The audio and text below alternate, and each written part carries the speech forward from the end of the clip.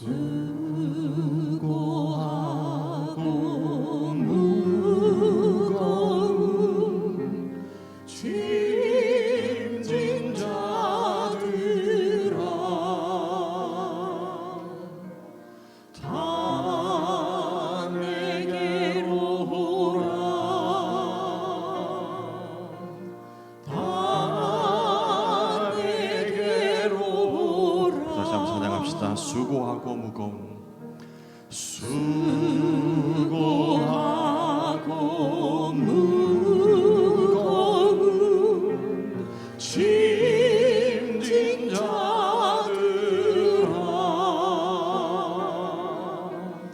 다 내게로 오라 다 내게로 오라. 내가 너희를 쉬게 하리라. 내가 너희를 쉬게 하리라.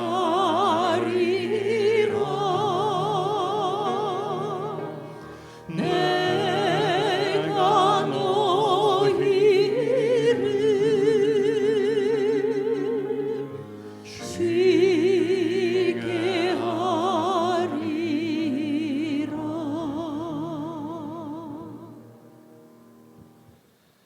사랑하는 지체 여러분, 이 시간 주께서 우리를 예배로 초대하십니다.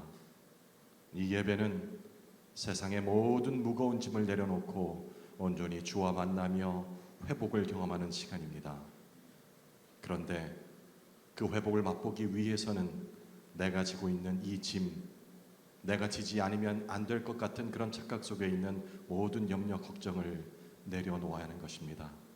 그때 비로소 주님께서 우리를 만나 주시고 우리의 예배를 받아 주실 줄 믿습니다.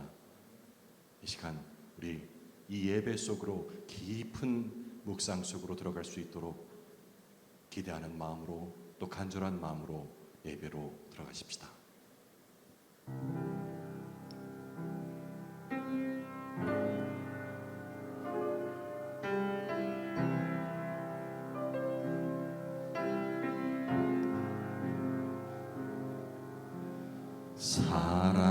사랑하셔서 오시었네.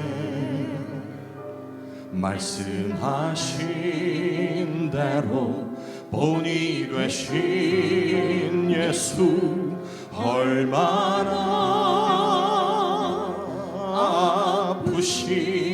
아프실까. 갈보리 언덕 그 십자가 피 흘림 없이 이룰 수 없네. 고난받을 이유 없으신 주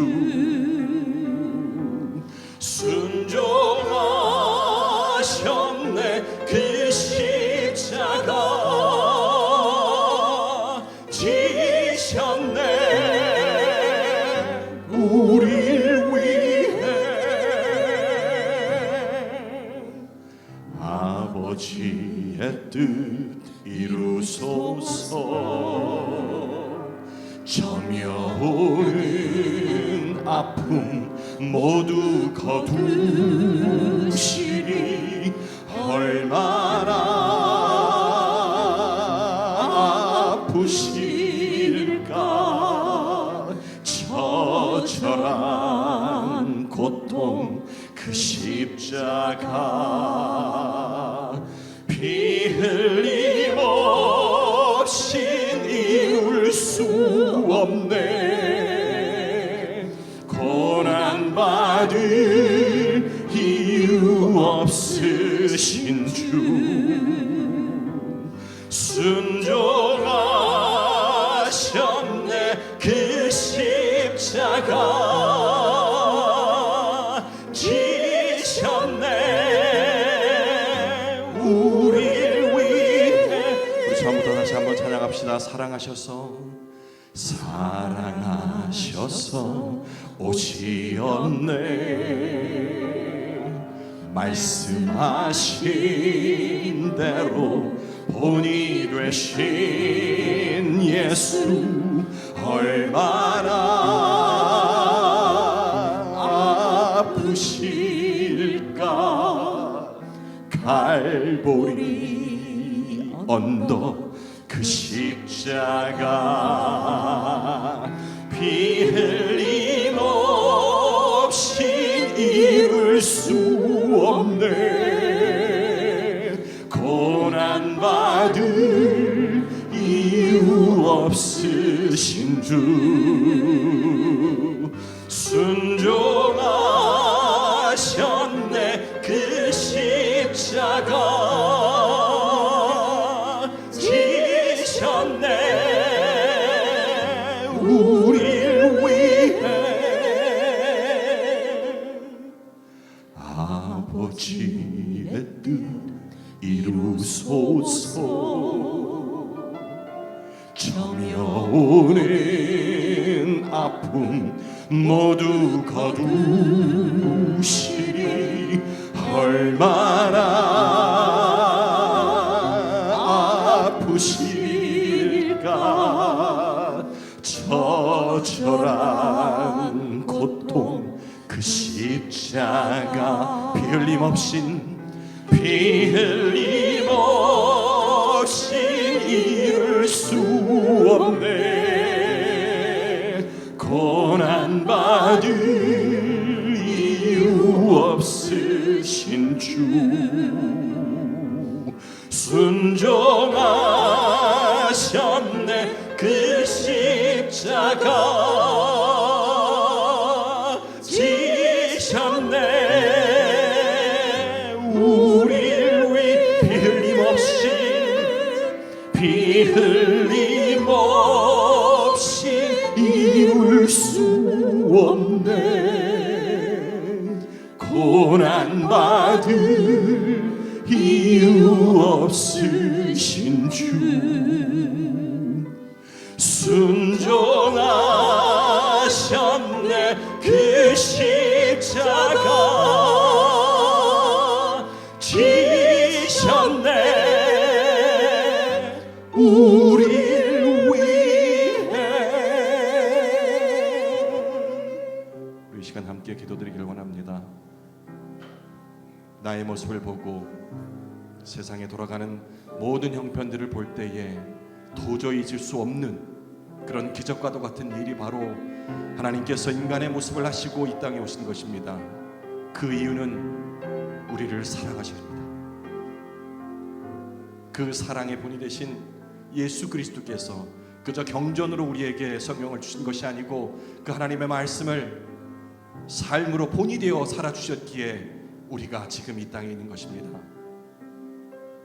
예수 그리스도와 함께 그 시대를 살았던 그 초대교회의 모습들, 그 성도들의 모습을 우리가 살펴볼 터인데, 그 초대교회의 모습을 통하여서 우리가 역사로만 아는 것이 아닌 2000년이 지난 이 순간 그 교회가 지금도 이어질 수 있음을 말씀을 통해 깨달을 수 있도록 이 시간 성령께서 우리에게 깨달음을 주십사. 함께 기도드리십시다.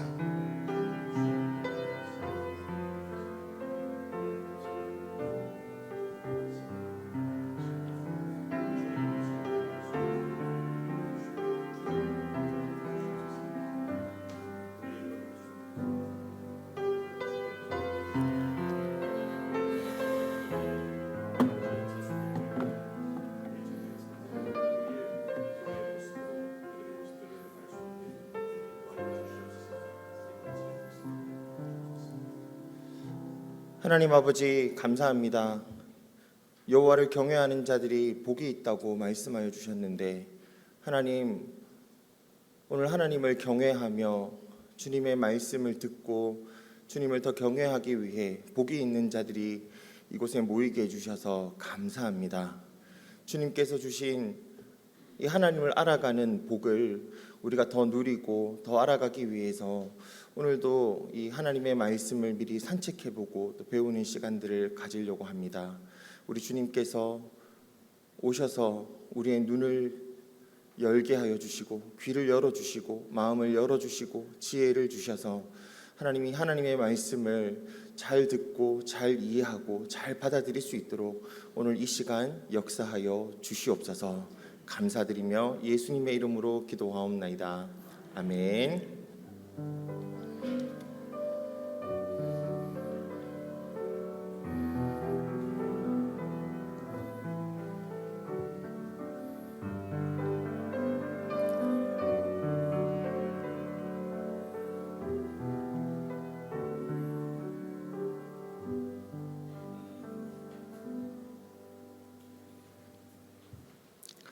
할렐루야. 이제는 그냥 제가 올라왔습니다. 또 만나니까 너무 반갑고 은근히 한 달 마지막 주가 이렇게 기다려지는 것 같아요. 함께 이번에는 세 개의 말씀을 나눌 텐데 오늘 왠지 종이가 좀 많지 않습니까? 사실 이걸 1시간 만에 해야 되기 때문에 안에 있는 내용을 다 커트하고 지금 핵심만 좀 모아놓은 상태로 지금 이렇게 왔는데요. 이제 9월부터 우리 데살로니가 전후서와 스바냐 말씀이 이어집니다. 사실 본문이 짧기 때문에 우리가 말인 3권을 하는데 이 묵상하는 시간은 한 2주만 지나면 금방 지나가 버려요. 그리고 역대하가 그 다음에 다시 오거든요. 그런데 이게 그만큼 빨리 지나가는 본문일수록 우리가 한번 놓치면 엄청난 손해를 보는 겁니다. 6년 후에 다시 만날 수 있거든요. 그래서 이럴 때 이런 본문들을 놓치지 마시고 진짜 하나님이 이 66권 가운데 모든 말씀들이 보물과 같은 말씀들이지만 이렇게 이 짤막하게 있는 본문들은 꼭 놓치지 마시고 하루하루 그 말씀을 좀 묵상을 하셔서 이 안에 주님 주시는 진짜 이 말씀의 기쁨들 그 맛을 많이 좀 드셨으면 좋겠습니다. 데살로니가 전후서와 스바냐 성경은 요 순서대로 지나가는데 우리가 시작은 스바냐서로 먼저 좀 시작을 했으면 좋겠습니다. 이제 역사 흐름 자체가 스바냐서를 먼저 이해를 하고 이제 디모데전서, 디모데후서를 보는 것이 우리가 좀 더 이해하기 좋기 때문에 이렇게 3권이 있는데 이 중에서 스바냐 말씀을 먼저 함께 좀 찾아보지요. 스바냐, 네, 스가랴랑 비슷하기도 하고 항상 우리가 성경을 찾을 때 스바냐, 스가랴 이렇게 좀 헷갈리는 본문이기도 합니다. 제가 우리 애들한테 야 스바냐 성경이 뭐야? 라고 물어보니까 아이들이 그거 지난번에 큐티했던 거 아니에요? 라고 이야기를 하더라고요. 그건 스가랴고 이거는 스바냐다 라고 이제 이야기를 했었는데요. 스바냐라는 이 말씀의 핵심 내용 중에 하나라고 볼 수 있는 것이 바로 여호와의 날이라고 하는 것입니다. 여호와의 날. 특히 이 스바냐는 한마디로 요약을 하자면 여호와의 날이 다가왔다라고 외치는 말씀입니다. 스바냐에서 여호와의 날이라는 표현들이 직접적으로는 한 3번 정도, 그 다음에 그 날이라고 하는 이 표현은 20회 정도가 사용되고 그만큼 이제 이 책의 핵심 자체가 여호와의 날이라고 하는 것에 초점이 맞춰져 있습니다. 그래서 이 스바냐 전체를 여호와의 날이 다가왔다라고 하는 말씀으로 이제 제가 제목을 지었는데요. 오늘 이제 이 말씀들을 보면서 여호와의 날이 그 당시에는 어떤 식으로 다가온다고 느껴졌으며 오늘 우리에게는 이 여호와의 날을 기다리며 살아가는가를 우리가 좀 묵상해보는 시간들이 되었습니다. 좋겠습니다. 스바냐라고 하는 이름의 명칭은요. 제목은 우리 저기 위에 히브리어하고 헬라어가 왠지 있지 않습니까? 네, 다 읽을 줄 아시죠? 네, 사실 똑같은 거예요. 똑같은 건데 이거 언어상으로 약간만 다른데 다 그냥 스바냐라고 생각하시면 됩니다. 네, 뭐 쯔바냐냐 소포니아냐 이런 식으로 이제 약간 우리가 그 외국어로 이제 발음이 조금 더 다른데 그냥 전부 다 스바냐라고 하는 이름은 히브리어 성경, 헬라어 성경, 영어 성경, 그 다음에 한글 성경까지 사실 다 똑같은 것입니다. 너무나 잘 알다시피 선지자의 이름을 이야기를 한 거예요. 스바냐. 스바냐라고 하는 이름은 여호와께서 숨기셨다, 감추셨다, 혹은 여호와께서 간직하셨다라고 하는 의미를 가집니다. 그래서 이제 이 소예언서나 아니면 예언서는 보통 저자의 이름을 따고 있기 때문에 저자가 이제 지은 스바냐라고 하는 이름을 그대로 가지고 있다고 보면 되겠습니다. 그러면 이제 저자를 한번 보자면요, 스바냐의 저자는 누굴까요? 스바냐네요. 그런 것도 아셨습니까? 네. 스바냐 같은 경우는 너무나 명확하게 이렇게 1장 1절에서 소개를 하고 있습니다. 한번 어떻게 소개하는지 우리 한번 같이 읽어보시죠. 시작. 아몬의 아들 유다의 왕 요시야의 시대에 스바냐에게 임한 여호와의 말씀이라.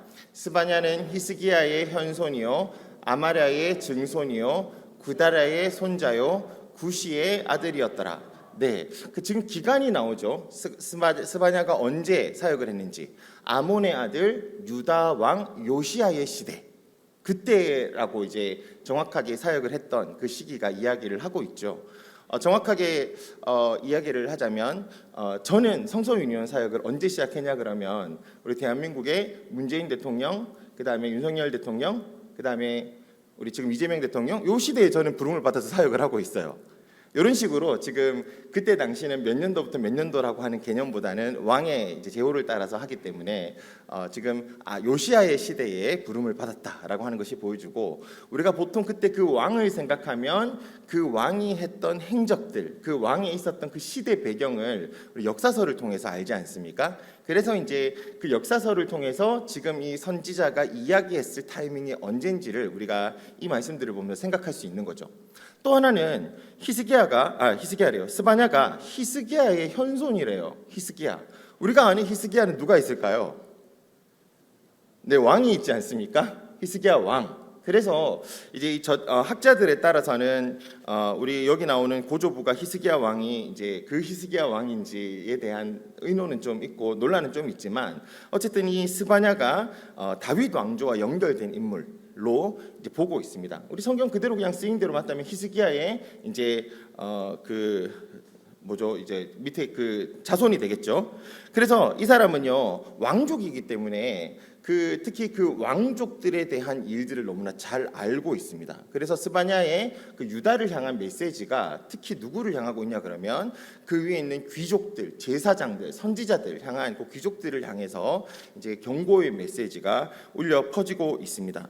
그래서 이 사회 지도자들의 부패를 굉장히 신랄하게 비판하는 동시에 이제 전 세계적인 정치적인 어떤 그런 느낌들을 가지고 이 정치적으로 온 세상을 하나님께서 어떻게 이들을 심판하시고 다스리신지에 대해서 스바냐는 잘 말씀을 하고 있습니다. 독자는요 1차 독자는 남유다 백성입니다. 이미 그 전에 북이스라엘이 멸망한 상태고요. 지금 남유다 백성인데 뒤에 이제 연도를 보면 좀 더 잘 아시겠지만 요시야 왕의 통치가 BC 640년에서 609년 정도의 사이인데, 아마도 이제 학자에 따라서 다르게 보기도 하지만 스바냐는 아마 저는 이제 요시야 왕의 통치 중에 전기로 봅니다. 여기 밑에 우리가 그려놓은 이 그림을 한번 보면요. 지금 유다 왕 요시야의 통치 때 있었다는 것은 우리가 다 들었죠. 아까 전에 1장 1절에서 봤는데요. 요시야의 유다 통치가 640년부터 609년입니다. 그래서 여기 지금 요시야의 통치가 여기서부터 시작해서 609년에 이어지는데요. 요시야 왕이 609년에 아쉽게도 바로 느고와 전투 속에서 이제 전사를 하게 되죠. 근데 요시야 왕 그러면 제일 생각나는 것이 어떤 것입니까? 네, 그 당시에 마지막으로 유다의 종교 개혁을 일으킨 왕이에요. 저는 사실 성경 속에서 요시야를 너무너무 좋아하거든요. 다윗을 제일 좋아하고 그 다음에 요시야를 저는 너무 좋아합니다.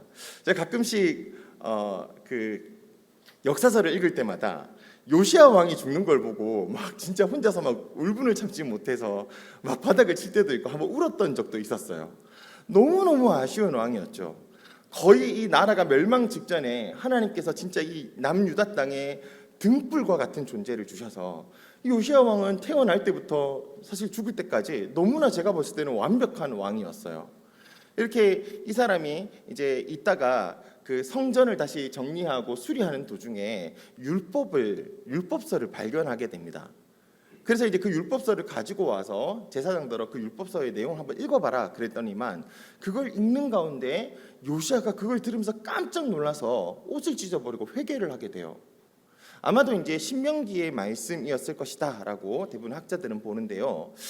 그러면 그 당시에 율법책이 없었을까? 이제 학자들마다 의견이 좀 달라요. 어떤 학자들은요, 그 당시에 이제 율법책이 이미 있었고 제사장의 손에 이제 율법이 있기는 있었지만 사람들이 그거를 그냥 낭독하는 것도 잘 잊어버리고 잘 듣지도 않고 그 율법을 있기는 있었지만 좀 무시하던 상태에서 여기 성전을 정리하다가 여기서 율법서가 발견된 것을 들어보니까, 그때 제대로 들어보니까 너무 충격적이었을 것이다 하는 이야기도 있고요.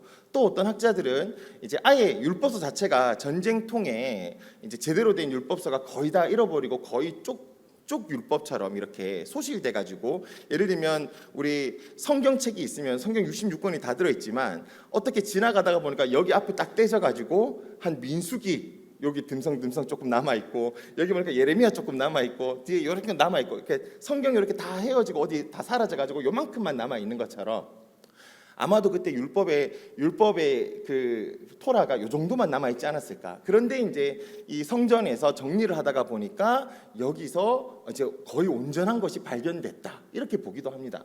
어쨌든 간에 이제 그 당시에 성경 자체가, 말씀 자체가 되게 영향력이 없었던 시대에 이 성전을 수리하면서 정리를 하다가 보니까, 우리 리모델링 하는 거 보면서 리모델링 다시 한번 해야 되겠다, 요 벽 쪽이 좀 수리를 해야 되겠다 하면서 요 벽을 또 떼가지고 열어보는데, 여러분 요 안에 지금 공간이 비어 있거든요. 그 비어 있는 공간에 보니까 뭐가 있는 거예요. 그래서 그 꺼내서 보니까 이게 뭐지? 하면서 보니까 율법책인 거예요. 그러니까 예전에 사람들이 전쟁이 나거나 이제 뭐 큰 일이 일어났을 때 이제 이런 보물 같은 이 말씀들을 숨길 데가 없으니까 기둥 같은 데 숨겨놓고 도망을 가거나 그랬대요. 그러니까 그런 것들이 도망을 놓고 갔다가 그 사람이 전사를 하거나 죽거나 이렇게 되면 그 뒤에 이제 숨겨놨던 것을 아무도 모르잖아요. 그러니까 그거를 성전을 수리하다가 발견을 했는데, 그거를 이제 율법이 원래부터 있었던지 없었던지 간에 그걸 가지고 이제 말씀을 보니까 너무너무 충격적인 거예요. 그러니까 이 요시야의 시대에 이 말씀들을 보면서 이 사람들이 너무너무 충격적이어서 요시야가 그때부터 강도 높은 개혁을 하게 됩니다. 오직 여호와만을 섬기라 하면서 강도 높은 개혁이 일어나고, 그래서 그걸 가지고 제사장들에게 그 말씀대로 가르쳐라, 이거 안 가르치면 우리 지금 다 죽는다, 하나님의 심판이 우리에게 지금 오기 직전이다, 이거 큰일 났다 하면서 긴장을 하면서 말씀을 가르칠 뿐만 아니라, 이미 그때는 북이스라엘이 멸망당해 있었거든요. 근데 그 멸망당한 북이스라엘에도 여전히 사람들은 남아 있었단 말입니다. 그래서 여기 있는 제사장과 레위인들을 파견해서 그쪽으로도 사람들을 보내가지고 저쪽에도 이제 말씀을 가르치게 하는 거예요. 그러니까 이 사람은요, 전무후무한 왕이었어요. 진짜 하나님의 말씀으로 이 시대를 다시 뒤바꾸려고 하고 우리가 살아날 방법은 이것밖에 없다라고 믿는 확실한 왕이었습니다. 근데 그 요시야의 개혁책이 BC 622년쯤에 율법책이 발견돼서 여기서부터 이제 개혁이 일어난 거예요. 그런데 아마도 이제 지금 여기에 있는 그 스바냐의 말씀들을 보면 요시야가 개혁 중에 과연 사람들이 이런 죄를 저지를 수 있을까 하는 생각이 들 정도로 우상 숭배가 심하고 하나님과 더불어서 다른 우상을 섬기는 것들이 많이 되는 걸로 봐서 이제 많은 학자들은 스바냐가 이 개혁 전에 있었던 학자일 것이다라고 보기도 하고, 또 어떤 학자들은 개혁을 함에도 불구하고 여전히 그들의 변화되지 않는 상황을 보면서 이제 스바냐가 그걸 가지고 이야기했을 거라고 보기도 합니다. 어쨌든 지금 스바냐의 활동은 이제 요시야의 유다 통치가 시작되어서 죽기 전까지 이렇게 사역을 했을 것이고, 저는 이제 아마도 율법책이 발견되기 전이지 않았을까라고 좀 생각을 하면서 이 말씀들을 좀 준비를 했습니다. 어쨌든 이제 이런 상황 속에서 지금 말씀이 이어지고 있다고 생각하면 되고요. 그래서 기록 목적은 타락한 유다와 열방에 임할 여호와의 날을 선포하는 거예요. 이 타락한 유다, 그 다음에 그 열방, 온 세상을 향한 그 주변에 있는 나라들에 대해서 여호와의 날을 선포하는 것입니다. 여호와의 날을 선포하는 이유는 뭘까요? 회개를 촉구하는 거예요. 회개를 촉구하고 구원의 하나님을 다시 의지해라, 다시 돌아와라, 너희 하나님을 의지하면 살 것이다 라는 이야기, 그러니까 하나님의 심판과 회복의 메시지를 이렇게 말씀하고 있는 것입니다. 그래서 이 배경 이해를 그러면 잠깐 보면요, 이 페이지 제일 밑에 보면 우리 여기 지도가 있죠. 특히 예루살렘을 중심으로 해서 이제 여기 있는 내용들이 쭉 이어지는데 2장을 넘어서 보면 이제 열방을 심판하는 내용들이 일어납니다. 먼저 하나님의 심판 대상은 먼저 예루살렘이에요. 예루살렘을 먼저 하나님께서 어떻게든 혼내시겠다 하는 것이고요. 그 다음에 2장을 넘어가면 여기 있는 블레셋, 그 다음에 암몬, 모압, 구스, 니느웨 이런 이제 나라들이 등장을 합니다. 그러니까 이런 것들이야 여러분들 그냥 한번 살펴보시고 2장에 그냥 한 번씩 쑥쑥쑥 지나갈 거예요. 이런 부분들 참 많이 보셨죠? 지난번에 우리 스가랴 말씀을 보더라도 열방을 향한 하나님의 심판은 다 들어 있습니다. 그런데 이번 말씀도 스가랴와 비슷하게요. 이 열방이 모든 열방이 기록된 게 아니라 상징적인 열방이 좀 기록이 되었는데요. 여기 지금 예루살렘을 중심으로 해서 블레셋은 사실은 요 밑에 있는 것이 아니라 여기 옆에 있습니다. 옆에 서쪽에, 요 왼쪽에 있고요. 그 다음에 오른쪽에 이 암몬, 모압이 오른쪽에 동쪽에 있습니다. 그리고 니느웨는 저 위쪽에 있는데 이 니느웨는 그때 당시에 강대국이었던 아수르의 주요 도시죠. 근데 이 니느웨는 예루살렘으로 치면요 북쪽입니다. 북쪽. 니느웨가 항상 위쪽으로 해서 북쪽으로 이렇게 쳐들어오거든요.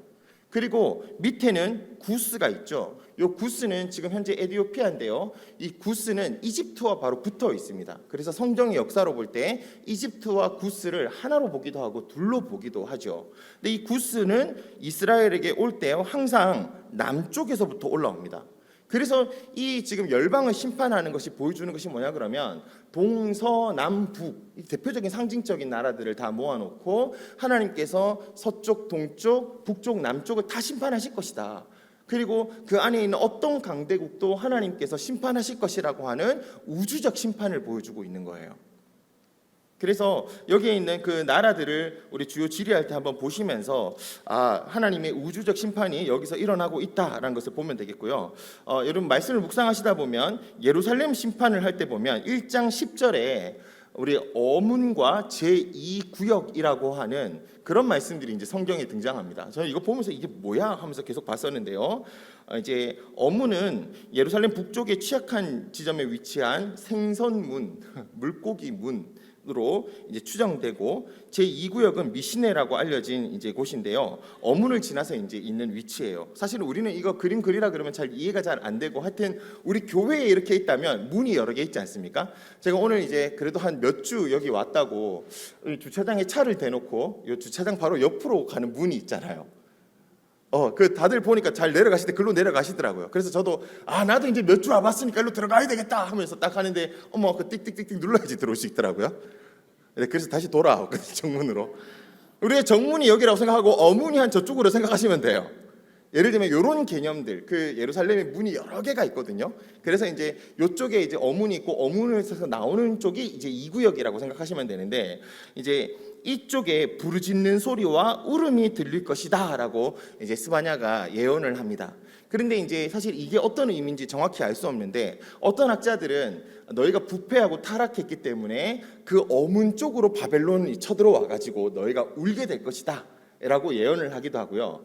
또 어떤 학자들은 이제 그 어문을 지나 가지고 여기 있는 2구역 쪽에 굉장히 부유한 사람들이 거기서 이제 그 불법적인 일들을 거기서 되게 많이 했다. 그래서 이제 그쪽이 심판을 당할 것이다라고 하는 이제 이야기를 하기도 합니다. 그래서 그 어문에서 이제 울음이 넘쳤다는 것은 어쨌든 하나님께서 부패한 그 이스라엘 백성, 부패한 그 남유다 예루살렘을 하나님께서 심판하는 장소. 그 사람들이 거기서 되게 많이 울게 될 것이다.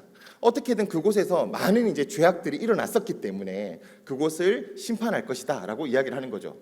이런 비유를 좀 빗대서 하기는 그렇지만 가끔 우리 교회에서도 남 흉을 볼 때가 있지 않습니까? 그런데 예를 들어서 여기 이제 밑에 내려가는 주차장 쪽으로 내려가는 문 쪽에서 우리가 항상 누구 흉을 계속 서서 보는 거예요. 주차장에서 헤어지기 전에 항상 모여가지고 야 헤어지기 아까운데 오늘 목사님 설교가 너무 길더라. 말이 너무 빨라서 못 알아먹겠어 하면서 계속 막 이런 이야기를 하는 거예요. 계속 이런 이야기를 하필이면 이 주차장 문 쪽에서 계속 했단 말입니다. 그걸 가지고 선지자가 그런 얘기를 하는 거예요. 너희가 그 주차장 문 쪽에서 울음소리가 들릴 것이다.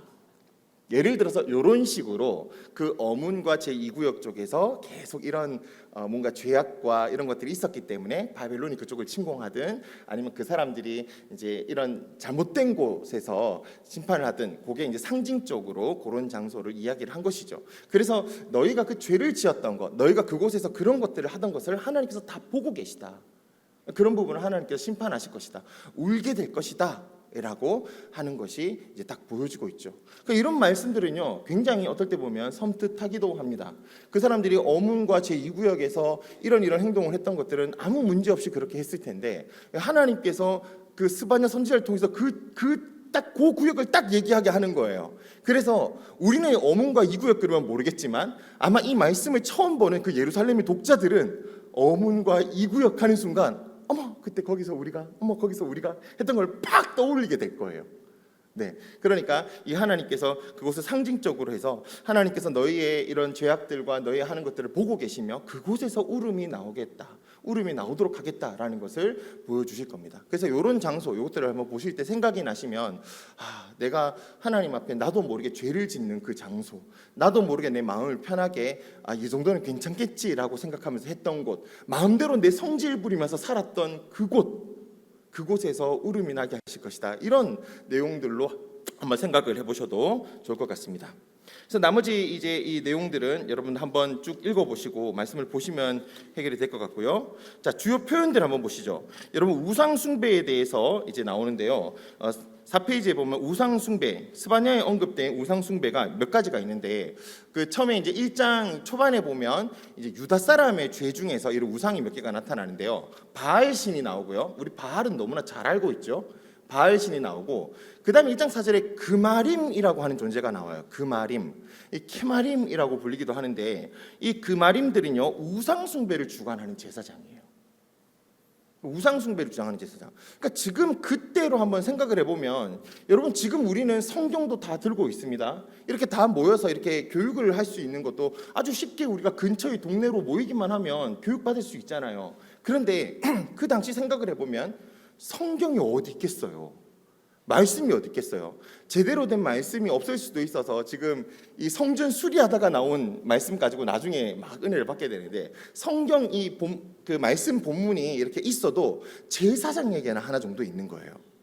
없어요. 그러니까 이제 사람들은 제사장이 가르쳐 준 말씀을 그냥 기억해서 그걸 구전으로 누군가에게 가르쳐 주는 거예요. 그래서 성경의 내용이 사실은 상당히 노래로 된 부분이 많은데 왜냐하면 기억하기 위해서 그렇게 이것이 이렇게 전달이 되는 것이죠. 그래서 사람들이 이제 이런 식으로 있으면 기억도 희미해지고 말씀을 하나님 생각해도 이것이 자꾸 나도 모르게 희미해지고 하기 때문에 이 사람들이 하나님의 말씀을 제대로 익힐 수 있는 방법은 잘 많이 듣기 위해서 성전에 자주 가거나 아니면 레위인들이 있는 곳으로 가는 방법밖에 없었어요.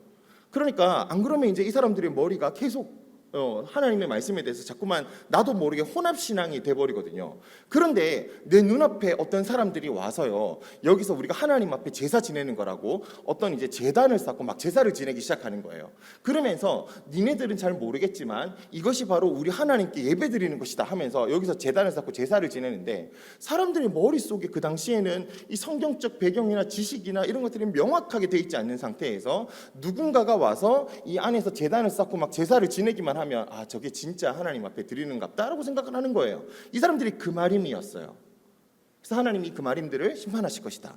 또 하늘의 별들 천체 숭배 사상이 있었고요. 그 다음에 말감이라고 하는 제가 여기 그냥 밀곰이라고 적어놨는데 말감이라고 우리 본문에는 나오는데요. 나의 밀곰이라고 하는 뜻의 말감이라고 하는 신을 섬긴다고 해요. 이 밀곰은 암몬족 속의 신 몰렉 신이랑 똑같은 건데 그 나중에 보면 아하스 왕이나 므낫세 같은 왕이 그 자기 아들을 불 가운데 지나가게 한 왕 이 몰렉 신에게 바치는 거예요. 그러니까 이제 이런 우상 숭배가 그 예루살렘에 계속 있었다는 것입니다. 왜 우상이 예루살렘에 있을까요? 네, 그게 이 사람들이 가지고 있는 문제였어요. 이 사람들은 하나님을 안 믿는 게 아니라 하나님을 여호와를 안 믿는 것이 아니라 여호와만 믿지 않았어요. 여호와를 믿으면서 성전도 가고 교회도 가고 신앙생활도 하고 11조도 하면서 이 사람들은요 예전에 이 하나님이 그마림의 인도에 따라서 이제 저 별들도 뭐 하나님이 아닐까, 요 바알도 하나님이 아닐까 이런 생각들을 가지고 있는 거예요. 그 당시에 여러분 우리가 하나님 그러면 영어로 갓이라고 쓰잖아요. 갓이라고 쓰는데 대문자 갓 쓸 때 우리는 구별해서 우리 하나님을 얘기할 때 대문자 갓을 쓰고 소문자로 쓰는 그냥 갓은 신들이라고 하는 표현이지 않습니까? 그 당시에 쓰는 엘로힘이라는 말들이요 상당히 많은 신들에게 쓰였어요. 그러니까 이제 우리의 하나님은 우리의 엘로힘은 바알이다라고 믿는 사람이 있었고, 우리의 엘은 저기 있는 별신이다라고 믿는 사람들이 있는 거예요. 그런데 그때 엘리야와 같은 사람이 와서 그의 이름을 가지고 얘기하는 거예요. 엘리야, 이름 뜻이 뭐냐? 야, 여호와 그는 하나님이시다, 이렇게 얘기를 하는 거거든요. 그러니까 우리의 진짜 엘은 여호와밖에 없다라고 이야기를 하고 있는 거예요. 근데 이 사람들 머릿속에 그 개념이 그 율법서를 통해서 내려왔음에도 불구하고 잘 없는 거예요. 그러니까 율법서는 사실 제사장들이 그걸 가지고 이제 계속 낭독을 하고 하는 일들이 있었을 텐데요. 그럼에도 불구하고 이제 이 안에 있는 내용이 완전하지 않았든지, 아니면 제사장이 이야기함에도 불구하고 사람들이 듣지 않았던지, 이 사람들에게 여호와만 섬기라, 여호와만 하나님이다라고 하는 인식이 없었어요. 그러니까 신앙생활을 이렇게 하면서도 막상 나와서 보니까 잘 사는 사람들, 옆에 잘 사는 가난한 사람들은 전부 다 바알신을 섬기고 있어요. 그럼 어떻게 하겠습니까? 바알신을 섬기면 잘 산다 그러니까 예배는 교회에서 들어놓고 쫓아나가서 바알신이 추구하는 대로 가고 있는 거예요. 야, 저 암몬이 잘 나간다더라, 요즘에 암몬이 유행이다더라, 이렇게 얘기를 하면 예배는 여기서 우리가 습관처럼 드리는 거예요. 특히 모태신앙도 다 그렇지 않습니까? 신앙생활을 교회에서 하고 주일학교 다 나와서 실제로 그들이 추구하고 실제로 그들이 얻는 것은 말감, 밀곰을 찾아가는 거예요. 찾아가서 여기서 밀곰 하나님 우리에게 은혜를 주십시오, 저 사람들이 은혜 받았듯이 은혜를 주십시오라고 하는 거예요. 여러분, 사실은 얼마나 많은 크리스찬들이 이렇게 신앙생활을 하고 있는지 모릅니다. 사실은 이 말씀들을 보면서 우리 자신을 잘 돌아보셔야 돼요. 신앙생활은 여기서 하면서 우리는 하나님만이 우리의 소망, 그리스도만이 우리의 소망이라고 얘기를 하면서도 사실 거짓말이에요. 수많은 소망거리가 우리 안에 있지 않습니까? 월급날이 되면 기다려지고, 뭐 어떤 것을 내 마음속에 하나 드리고 나면 그것이 계속 내 마음속에 아른아른거리고, 우리의 소망이 진짜 이것인지 한번 생각해 봐야 됩니다. 그러니 이제 은밀하게 내재된 이 사람들이 가지고 있던 그런 것들이 이제 이 예루살렘에서 시행되고 있는 거죠. 그러니까 이 우상 숭배에 대한 것들이 많이 나옵니다. 그래서 하나님을, 여호와를 구하지도 않고 찾지도 않는 사람, 하나님이 있지만, 믿고 있지만 구하지도 않고 찾지도 않는 사람들 하나님이 심판하실 거라고 말씀을 하고 있습니다. 그리고 또 하나 말씀을 드렸지만 여호와의 날이라고 하는 표현을 계속 쓰죠. 여호와의 날, 여호와의 큰 날, 여호와의 희생의 날, 여호와의 분노의 날, 그날, 그때를 이야기를 하고 있습니다. 그날이 올 것이다. 결국은 이제 이런 자들에게 주께서 그날을 보내실 것이다라고 하는 표현을 계속 쓰고 있습니다. 그래서 이 표현들을 통해서 반복이 되고 있는데, 여러분 여기 이제 그림을 한번 보시면 이렇게 글자가 크게 잘 안 보이시죠? 이게 이제 성경 전체의 흐름을 묘사해 놓은 건데요.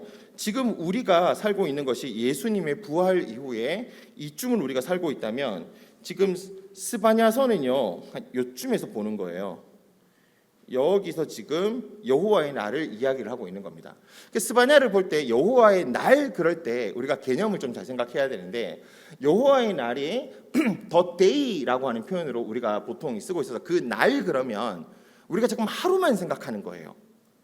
그런데 여기서 날이라는 것은 하루를 하는 게 아니라 엄밀하게 말하면 기간을 이야기를 하는 겁니다. 기간. 그래서 우리가 이제 정확하게 여러분 여호와의 날, 그날, 여호와의 분노의 날, 여호와의 희생의 날, 여호와의 큰 날, 그때라고 이야기를 하는데, 이게 이제 선지자의 입장에서는 지난번에 말씀을 드렸지만 과거에서 지금 미래를 보고 있는 거예요. 미래를 볼 때 이렇게 보면 한 점처럼 보이거든요. 한 점처럼 보여서 멀리서 미룰 때 그날에 보면 하나님의 심판과 구원과 은혜가 다 있는 날로 미래가 보이는데, 실제로 와서 보면 이게 점이 아니라 이만큼 넓은 기간인 거죠. 그래서 우리는 성경의 신약에서 나타난 그때라는 것을 알 것입니다. 예수님이 오시자마자 그때를 선포했잖아요. 때가 찼다. 하나님의 나라가 이 땅에 내려왔다. 예수님이 하신 설교가 그거였어요. 때가 참에 그리스도께서 오셨다. 여러분 마태복음, 마가복음, 누가복음에서 얘기를 하는 그 성경의 제일 서두에 나오는 내용이 뭡니까? 때가 찼다는 거예요. 그래서 마태복음의 시작은 어떻게 시작하죠? 아브라함과 다윗의 자손 예수 그리스도가 오셨다, 이 얘기를 하잖아요. 왜 여기서 족보 이야기를 할까요? 성경에서 얘기했던 바로 그 때가 왔다라고 얘기를 하는 거예요. 그러니까 그 때는요, 지금 여기서 얘기하는 여호와의 날이 바로 그때 예수님이 오시면서부터 시작되는 것입니다. 예수님이 오시면서부터 그 때가 시작되어서 그 때가 아직 완성되지 않은, 그래서 우리는 이미 그때가 시작되고 아직 완성되지 않은 그때에 우리가 살고 있는 거고, 우리는 지금 여기 살고 있어요. 근데 선지자는 그 훨씬 더 과거에 있었기 때문에 우리가 그 날, 그러면 이제 지금 그 기간들, 그 기간이 하나의 점처럼 보여서 그 날이라고 계속 표현을 하고 있는 것이죠. 이렇게 가다가는 끝이 없겠죠? 네. 그래서 여호와의 날이라고 하는 주제가 계속 진행이 됩니다. 그 여호와의 날이 가까이 왔으므로 이제 그 날을 너희가 조심해라, 그 날을 의식하는 삶을 살아라라고 하는 여호와의 날이라고 하는 것이 주제로 계속 이어지고요. 두 번째는 이 여호와의 날에는 하나님의 심판이 우주적 심판으로 임할 것이다. 그래서 너희가 살고 있는 그 주변, 너희가 신앙생활하고 있는 그 영역만 오는 것이 아니라 하나님이 온 세계 열방 가운데 하나님의 우주적인 심판이 임할 것이다라고 이야기를 합니다. 특별히 스바냐 1장 2절에서 4절을 보면요, 하나님의 이제 심판이 딱 이렇게 이야기되는데, 내가 땅 위에서 모든 것을 진멸하리라. 내가 사람과 짐승을 진멸하고 공중의 새와 바다의 고기와 거치게 하는 것과 악인들을 아울러 진멸할 것이다. 이렇게 이야기를 합니다. 자, 순서가 어떻게 되냐 그러면 내가 사람과 짐승을 진멸하고 공중의 새와 바다의 고기, 이렇게 이야기를 하죠. 여러분, 이거 어디서 본 것 같지 않습니까? 창세기 1장의 창조의 순서를 보면요, 동물과 이런 것들이 짓게 될 때 어떻게 짓죠? 공중의 새와 바다의 물고기가 지음을 받고, 그 다음 6째 날에 짐승과 사람이 지음을 받잖아요. 근데 그거 지금 역순으로 이렇게 역순으로 심판당하는 것을 이야기하는 거예요. 사람과 짐승을 진멸하고 공중의 새와 바다의 고기를 진멸할 것이다. 그러니까 이거는 하나님께서 이 창조한 것을, 이 창조한 모든 것들을 하나님께서 심판하실 것이다 라고 하는 그 메시지가 들어있다라고 많은 학자들이 보고 있습니다. 그래서 이제 이 하나님의 심판 자체가 그냥 단순하게 내가 한 요 정도의 잘못 정도가 아니라 여호와의 날은요, 우리가 상상할 수 없는 무시무시한 날이 될 것이다 라고 이들에게 이야기를 하고 있는 거예요. 굉장히 심각한 얘기죠. 근데 그 가운데서 무엇을 얘기하느냐? 남은 자 신학을 이야기를 하고 있습니다. 그 중에서 하나님의 구원을 받는 사람들이 있을 텐데 그 사람이 누구냐? 남은 자들이다라고 하는 신학적 사상이 있는 거죠. 우리 이사야서 6장에 보면 이사야가 처음에 하나님 앞에 소명을 받을 때 이제 이 땅의 그루터기에 대한 이야기가 나옵니다. 나무가 다 잘려 나가고 있더라도 우리가 이 땅의 그루터기로서 있는 존재들이 있는데 이게 남은 자예요. 그러니까 여기 남은 자는요, 그 하나님의 보호하심과 긍휼을 얻는 자들인데, 이 스바냐서에서 보면요, 그 남은 자들이 결국은 이 하나님의 심판을 당하고 견뎌낸 사람들, 그 당시의 입장에서 볼 때는 바벨론 포로를 끌려가서 이제 거기서 하나님 앞에서 다시 정결하게 된 사람들을 이 남은 자라고 이야기를 합니다. 근데 스바냐는요 워낙 과거에 있기 때문에 여러분 선지자들한테 이야기를 할 때는 항상 두 가지를 기억하셔야 되는데요, 그 선지자는 지난번에 한번 이야기를 했지만 당대 현안에 대해서 이야기를 해요. 그래서 지금 우리가 짓는 죄에 대해서 스바냐가 당대 현안에 대해서 이야기를 하고 있지만 당대 현안을 넘어선 먼 미래까지 이야기를 하고 있거든요. 그러니까 선지자가 이야기하는 것은 요 앞에 있는 것과 앞에 있는 것을 바탕으로 해서 저 멀리까지 이야기를 합니다. 예를 들어서 여러분, 보라 처녀가 잉태하여 아들을 낳을 것이요 그 이름을 임마누엘이라 하리라, 이 얘기 어디서 나오죠? 이사야서에서 이야기하지 않습니까?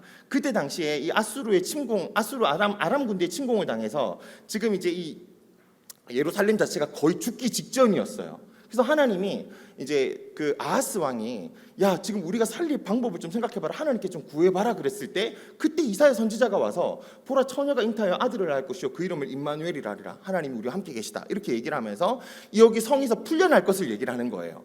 그러니까 이사야가 처음에 이 말을 얘기를 했을 때는 그게 미래의 먼 메시아에 대해서 처음부터 얘기한 게 아니라 여기에 있는 예루살렘의 구원부터 이야기를 했지만, 그 예루살렘의 구원도 얘기하지만 구원뿐만 아니라 저 멀리 예수님께서 오실 것까지 내다보고 이야기를 하는 것처럼, 지금 여기서 이제 스바냐에서 볼 때 여호와의 날은 우리가 볼 때는 저 멀리 끝에 예수님이 오심으로 해서 다시 오실 때까지 그 마지막을 이야기를 하지만, 그 당시의 현안으로 볼 때는 이들의 죄로 인한 바벨론의 심판이었어요. 그 당시로는. 이해가시죠? 두 가지가 있는 거.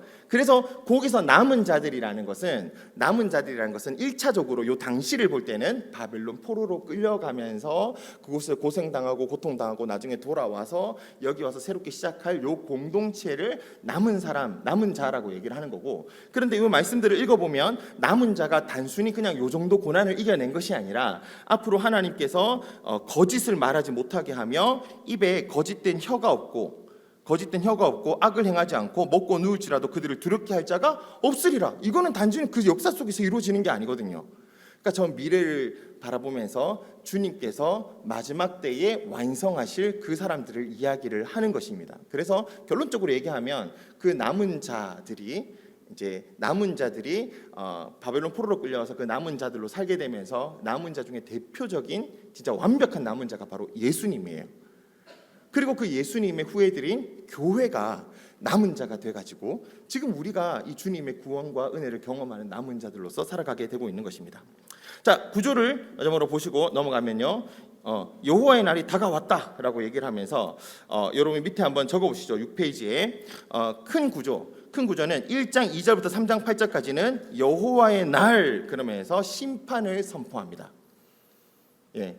여호와의 날은 두 가지가 있죠. 그래서 하나님의 심판의 날에 먼저 이야기를 합니다. 온 세상을 향한 심판, 그 다음에 열방과 심판과 유다에 대한 교훈, 그 다음에 예루살렘 지도자 심판, 이렇게 이제 이야기가 나오죠.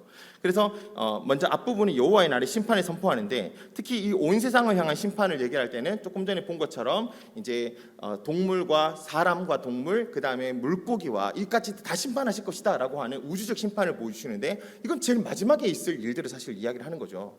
그리고 열방 심판과 유다에 대해서, 그래서 요 주변에 있는 암몬이나 모압이나 아수르나 이런 강대한 나라들이 무너질 것이다라고 이 열방의 심판에 대해서 이야기를 하는데, 요 열방 심판은 역사적으로 벌써 바벨론을 통해서 이루어졌어요.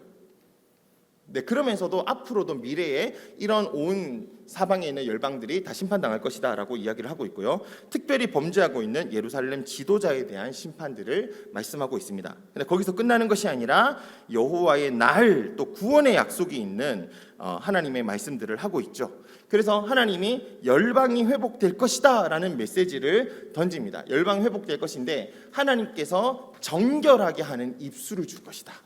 그들에게 입에서 정결하게 하는 입술을 줘서 하나님을 찬양하게 될 것이다. 어디서부터? 저 구스에서, 그 멀리 떨어진 곳에서 떨어진 사람들이 하나님을 찬양하며 오게 할 것이다. 그래서 그때 이미 포로로 사로잡혀가고 흩어졌던 자들이 돌아오게 될 것이다 라고 보기도 하고, 또 저기 있는 이방에 있는 여러 민족들이 하나님 앞에 돌아오게 될 것이다 라는 것도 보여주고 있죠. 그러니까 이 하나님의 심판은요, 여러분, 심판 자체는 완벽한 심판이 오기 전까지는 하나님의 심판은 전부 다 징계입니다. 징계. 하나님의 심판은 목적이 있어요. 그 심판은 뭐냐? 유다 사람들을 심판함으로써 이 사람들이 정결하게 되어서 돌아오게 되어서 남은 자가 되게 하는 것. 그 다음에 저 멀리 이방에 있는 나라들도 심판하는 이유가 뭡니까? 이 심판을 통해서 정결한 입술을 그들에게 주시고 그들에게 하나님을 부를 수 있는 은혜를 주게 하는 거예요. 그래서 하나님이 이런 일련의 과정들을 통해서 유다뿐만 아니라 온 사방이 하나님 앞으로 돌아오게 할 수 있는 기회들을 이 역사를 통해서 만들어 가신다는 것입니다. 그게 이제 이 열방의 회복의 이제 모습 속에서 우리가 살펴볼 수 있고, 그 다음에 이제 남은 자의 회복들, 주께서 이제 남은 자들을 잘 일으키실 것이다. 그들을 돌보아서 그들로 하여금 은혜를 얻게 할 것이다라는 것을 보여주고, 마지막에 3장 14절에 부터 20절에는 하나님의 기쁨과 임재를 나타내고 있죠. 우리가 너무나 잘 아는 말씀, 그 너의 하나님 여호와가 너희 가운데 계시니라고 부르는 그 찬양이 나오는 이 부분. 그는 구원을 베푸실 전능자시라. 그가 너로 인하여 기쁨을 이기지 못하며 너를 잠잠히 사랑하시며. 우리가 너무나 잘 알고 있는 그 스바냐의 이야기, 그 찬양이 나오지 않습니까? 여러분, 요거 하나만 보고 스바냐는 이제 넘어갈 텐데요. 이걸 한번 보십시오. 요 말씀을 묵상하시면서 특별히 스바냐에서 강조되는 하나님은 어떤 분이십니까? 할 때 하나님은 너희 하나님 여호와가 너희 가운데 계신 하나님이에요. 그 전에도 나오거든요. 이 하나님의 심판 가운데서도 하나님이 너희 가운데 계시다라고 하는 것을 얘기해주고 있어요. 그리고 그분이 어떤 분이시냐 그러면 그 우리 가운데 계신 하나님이 구원을 베푸실 전능자세요. 구원을 베푸실 전능자라서 그분이 우리를 구원해 주십니다. 우리가 뭔가 노력하고 이 사람들이 회개해서 되는 게 아니라 하나님이 이들을 회개하게 하는, 정결하게 하는 입술을 주시고, 이런 일련의 회복들을 통해서 남은 자들이 하나님을 경외하고 죄가 짓지 않도록 하나님이 만들어 주시는 구원자세요. 그분이 하신다고 이야기를 하고 있습니다. 어떤 방식으로 할지는 모르죠. 선지자도 제대로. 우리는 알죠. 예수님이 그걸 하셨다. 그래서 알고 있죠. 그리고 그분이 어떠냐, 너를 말미암아 기쁨을 이기지 못하시는데, 그 기쁨을 이기지 못하시는 분이 너를 잠잠히 사랑하시고 너로 말미암아 즐거이 부르며 기뻐하신대요. 그래서 여기 얼마 전에 제가 들었던 이 학자의 의견에 따르면, 너를 잠잠히 사랑한다는 것은 그냥 조용히 보면서 이뻐 하고 보는 것 정도가 아니라, 하나님의 이 심판의 날에, 여호와의 날의 심판의 때에 하나님을 표현한다고 이야기를 하더라고요. 그러니까 우리가 하나님으로 또 고난을 당하고 있을 때, 우리의 삶이 암흑기와 같을 때, 우리는 하나님이 마치 없는 것 같이 느껴질 때가 많지 않습니까? 하나님이 어디 계시는지 보이지도 않고 왜 우리를 이 고통 속에 놓아두십니까? 라고 할 때, 하나님이 안 계시거나 너희를 버린 게 아니라 내가 너희 가운데 있고 내가 너를 귀하게 생각하는데 지금 내가 너를 잠잠하게 사랑하는 중이야 라고 말씀하고 있다는 거죠. 아주 잠잠하게, 이 하나님의 고통의 시간에 하나님이 우리를 버려둔 게 아니라 잠잠히 사랑하시는 중이다 라고 이야기하는 것이고, 우리의 모든 고통과 이런 것들이 풀려서 다시 우리가 회복의 날에는 너로 말미암아 즐거이 부르며 기뻐하시는데, 여기서 즐거이 부르며 기뻐한다는 것이 와 정도가 아니라 와 정도 되는 거예요. 깜짝 놀라셨죠? 우리가 진짜 월드컵에서 경기 이겼을 때, 지고 있다가 마지막 안골 딱 넣었을 때 와 하고 막 옆에 안고 막 모르는 사람들까지, 옛날에 2002년도에 다 그랬지 않습니까? 그것처럼 하나님이 이 잠잠히 사랑하시다가 우리의 회복의 그날에, 하나님이 우리를 다시 일으키시는 그날에 와 소리를 지르면서 드디어 너희가 이것을 했구나, 너희가 드디어 이 구원의 때에 이르렀구나, 하나님이 기뻐하시고 즐거워하신다는 것이죠. 여러분, 그러니까 우리 이 하나님을 기억하셔야 돼요. 그 구원 안에 우리를 돌보시며, 때로는 잠잠하게 우리를 보시고, 때로는 우리를 크게 외치면서 보실 그날을 기다리면서 지금도 그것을 주고 계시는 그 하나님, 그 하나님이 기쁨을 이기지 못하시는 하나님, 근본적으로. 근데 그분이 우리를 구원하실 거예요. 그분이 우리 가운데 계십니다. 이 하나님을 기억하시면 이 앞에 있는 내용이 아무리 무섭고 두렵더라도 우리가 이 하나님 안에서 온전하게 이길 수 있는 능력을 가질 수 있습니다. 그래서 여기 묵상 포인트 한번 여기 꼭 읽어보시고요. 바로 지금 데살로니가 전서로 넘어가겠습니다. 이 이제 여호와의 날에 대해서 설명을 했기 때문에요. 이 숨이 찹니다 지금. 세 권입니다. 세 권. 본문은 짧지만 세 권이에요. 그래서 이제 데살로니가 전서는 지금 이제 시대가 바뀌었습니다. 어떤 시대냐? 스바냐는 저기 멀리서 이제 여호와의 날에 대해서 보고 있잖아요. 어떤 방식으로 우리 가운데 계신 하나님이 구원을 베푸실지, 어떻게 할지는 이 스바냐가 완전히 모를 수도 있어요. 그런데 그 가운데서 이미 바벨론 포로 기간 동안 잠잠히 사랑하시는 하나님을 이들이 경험하고, 이들이 다시 돌아올 때 크게 이제 기뻐하시는 하나님을 이들도 경험했을 거예요. 하지만 더 궁극적인 하나님의 은혜는, 이제 구원을 베푸실 전능자는 이 바벨론의 이야기 정도로 나오지 않고 더 귀한 것으로 나타나죠. 예수님께서 드디어 그때가 참에 예수 그리스도께서 오셨습니다. 그러면서 예수님이 오시면서부터 이제 하나님 나라가, 이제 그 여호와의 날이 시작되었죠. 하나님 날이 시작되면서 이제 주께서 이곳에서 사역들하고 부활하시고 우리에게 성령을 내려주시고, 그래서 이제 그 마지막 때가 시작된 겁니다. 그리고 이제 주님이 다시 오시기까지 이제 이 성도들은요, 완전한 그 마지막 날이 이루어지기를 소망하며 살아가고 있죠. 그래서 그 재림을 꿈꾸고 있는 사람들이 여기 이제 살아가는 신약의 백성들이죠. 여호와의 날 가운데 있지만 그 날이 온전하게 임하기를 소망하며 기다리는 사람, 그 사람들이 이 데살로니가 교인이었어요. 특히 이 데살로니가 전서는요, 우리가 데살로니가라고 하는 도시의 사람들에게 보낸 첫 번째 편지라고 하는 이름을 가지고 있고, 저자는 우리가 잘 아는 사도 바울입니다. 사도 바울인데, 이 사도 바울이 바울과 실로아노는 신라라고 하는, 우리가 사람 들어봤었죠. 신라와 이제 디모데와 함께 있는데, 바울이 이제 함께 이것을 편지를 썼다라고 말씀하고 있는데, 이 나중에 보면 이제 바울이 친필로 내가 썼다 하면서 이제 바울이 쓴 저작임을 확실하게 이야기를 하고 있습니다. 독자는요, 데살로니가 교인이에요. 데살로니가 교인인데, 여러분 이걸 우리가 잘 보셔야 되는데요. 여기 이거는 2차 선교 여행 때의 이야기를 좀 잘 읽어야 돼요. 우리가 2차 선교 여행을 갈 때 이제 바울 선생님이 여기 이제 이쪽 드로아 쪽에서 아시아 쪽을 선교하려고 하다가 밤에 꿈을 꾸는데 마게도냐인이 와서 우리를 도우라라고 하는 이야기를 듣게 됩니다. 그래서 바울이요 일정을 바꿔가지고 마게도냐로 건너가서 빌립보라는 도시를 가서 빌립보 교회를 처음에 세우게 되죠. 그런데 알다시피 거기서 유대인들이 워낙 핍박이 강해서 여기서 도망쳐간 곳이 데살로니카였어요.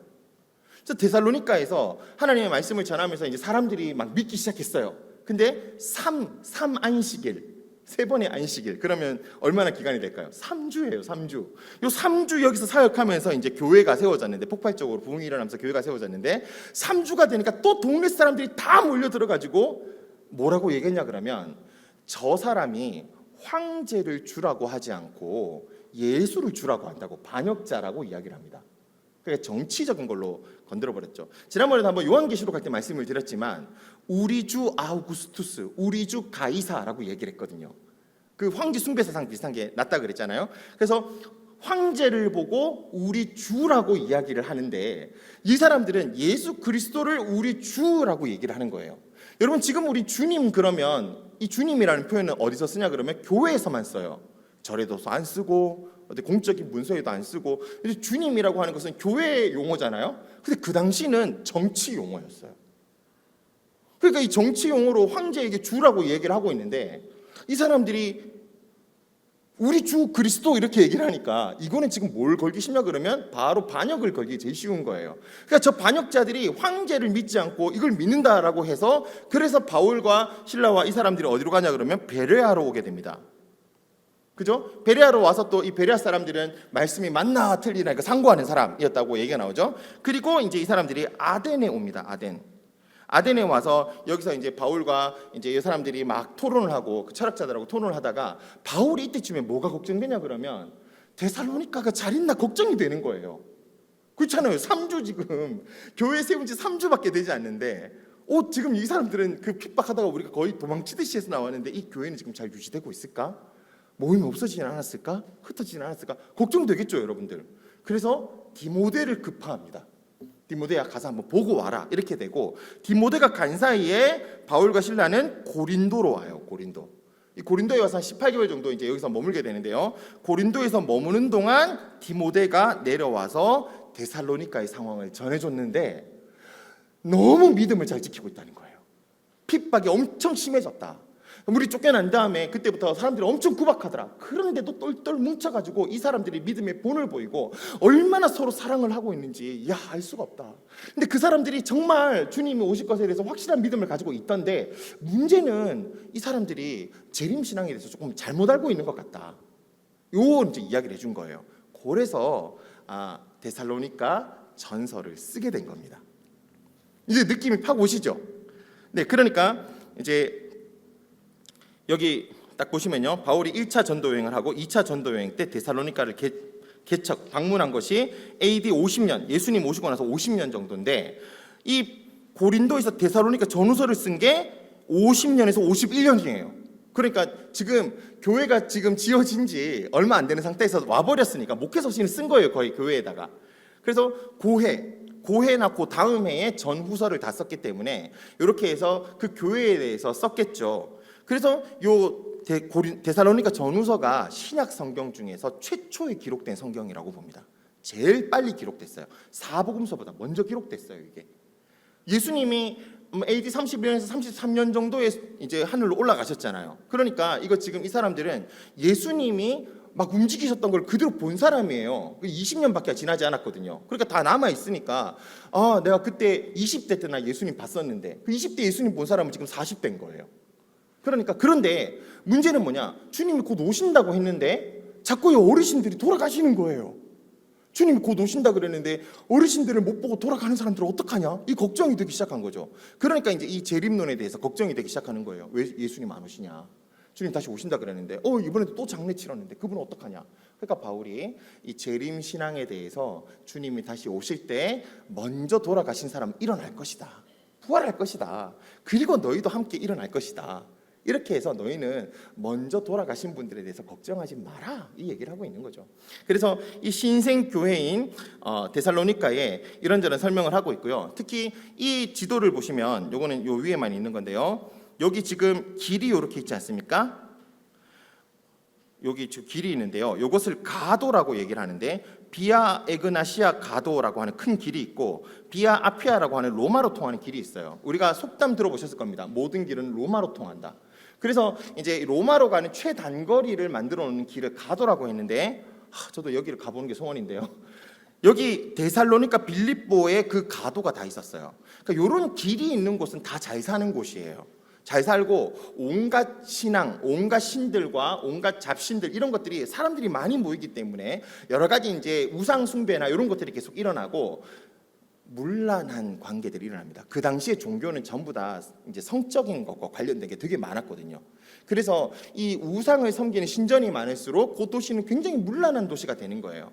그러니까 지금 이 신생교회, 세워진 지 얼마 안 된 교회, 그 옆에 배경은 우상들과 이런 것들이 너무나 많아서 굉장히 문란하고 조금 더 그런 사회적으로 타락할 수 있는, 특히 성적으로 타락할 수 있는 도시, 핍박당하고 있는 상황, 거기다가 예수님이 언제 오시나 하고 기다리는데 사람들이 소천하심으로 인해서 기다리고 있는 그 불안감, 요것들을 향해서 쓰여지고 있는 것이죠. 그래서 박해 속에서 믿음을 지켜나가고 있는 신생교회 데살로니가 교회의 믿음을 굳건하게 하고 위로하게 하고 환난 가운데서 재림의 소망을 가지고 흔들리지 않도록 하기 위해서 적었습니다. 어떻게 보면 데살로니가 교회는 굉장히 칭찬받을 교회라는 것을 기억하시면 돼요.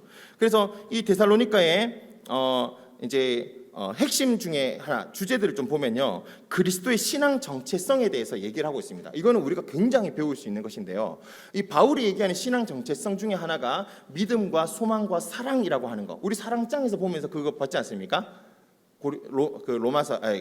로마서의 사랑장.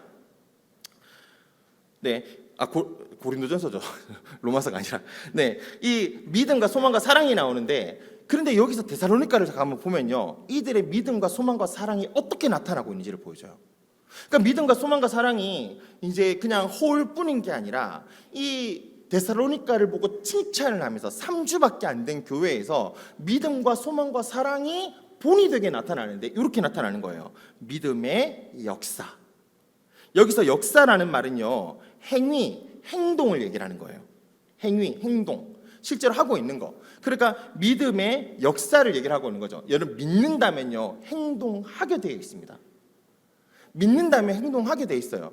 여러분, 하나님을 우리가 믿고 우리가 여호와를 경외하는 자들에게 복이 있다라고 우리 시편에서 오늘 묵상하는데 얘기하지 않습니까? 여호와를 경외하는 자에게 복이 있어요.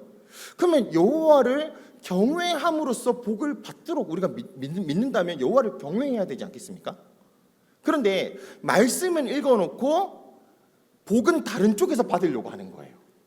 내 안에 불안감은 다른 쪽에서 채우려고 그러고, 내 안에서 좋은 것은 다른 것에 가서 채우려고 그러고, 다른 것으로 내 기쁨을 채우려고 하는 거예요. 근데 여호와를 경외하는 것이 복이라면 우리는 여호와를 경외하는 것이 무엇인지 연구를 해야죠.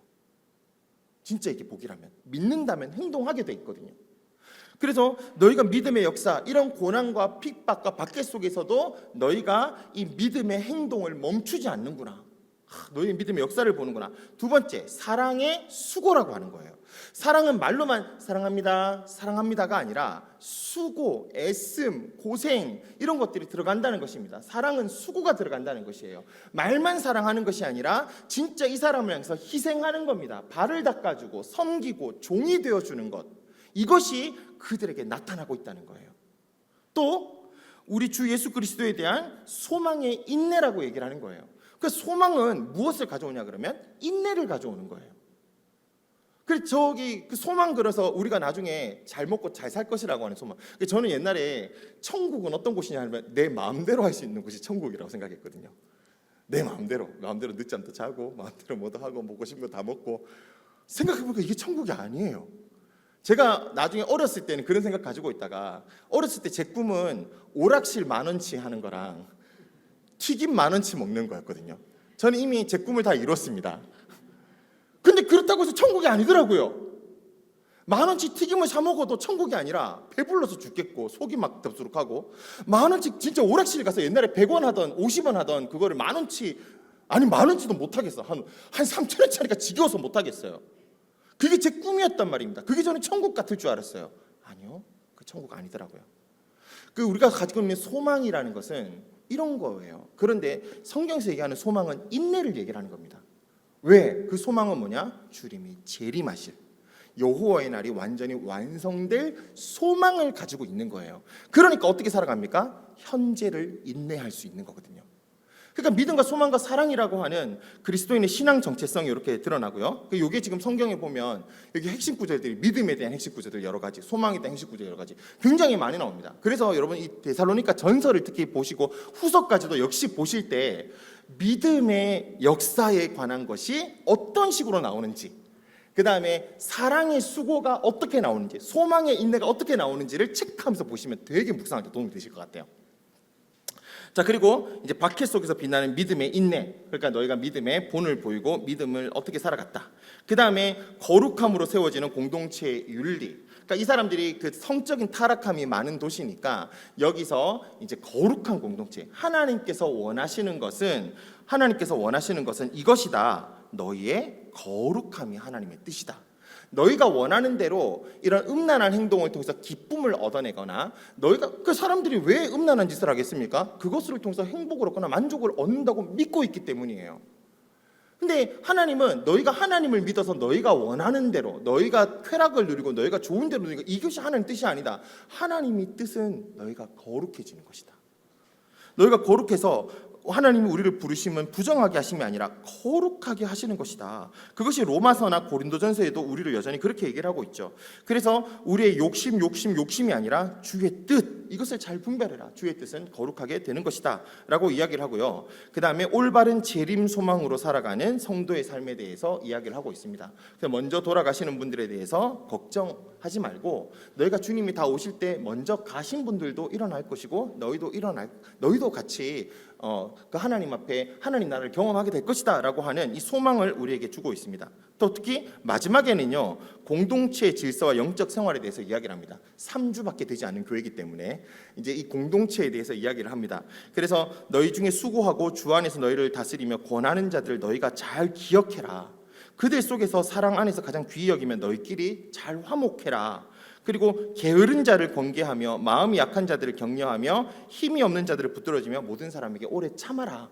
이제 이런 것들이 교회를 섬기는 거죠. 그러니까 이 사람들이 교리는 금방 배울 수 있어도 삶은 사실은 오랫동안 교육이 돼야 되는 거예요. 그래서 이 3주밖에 되지 않은 교회에 어떻게 서로를 계속 권면해야 되는지, 그래서 잘못된 것은 반드시 권면해야 된다 이야기를 하되 오래 참아라, 이게 같이 나와야 되는 거죠. 그죠? 그리고 이제 항상 악으로 악을 갚지 말고 항상 선을 따르라. 기뻐하고 쉬지 말고 기도하고 범사에 감사하며 이제 성령의 충만함을 계속 유지하기 위해서 애써라라고 하는 말씀을 보여주고 있습니다.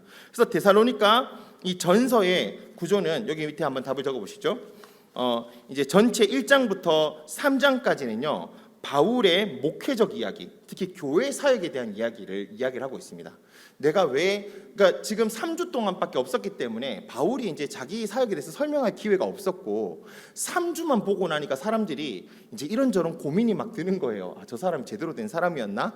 3주 동안 임팩트 있게 던지고 갔는데 그 사람이 진짜였나? 그래서 이제 편지를 보내가지고 내가 너희들에게 보면서 내가 사역한 것은 이런 것이다, 이런 것을 하려고 애썼다. 너희가 지금 고난을 당하고 있는데 그 고난 잘하고 있는 거다. 믿음 역사 잘 지키고 있는 거다라고 하면서 이 고린도 교회에 대한 바울의 사역 변호, 그 다음에 너희로 인해서 지금 내가 너무 기쁘다, 그 다음에 교회를 향한 이제 기도를 하고 있습니다.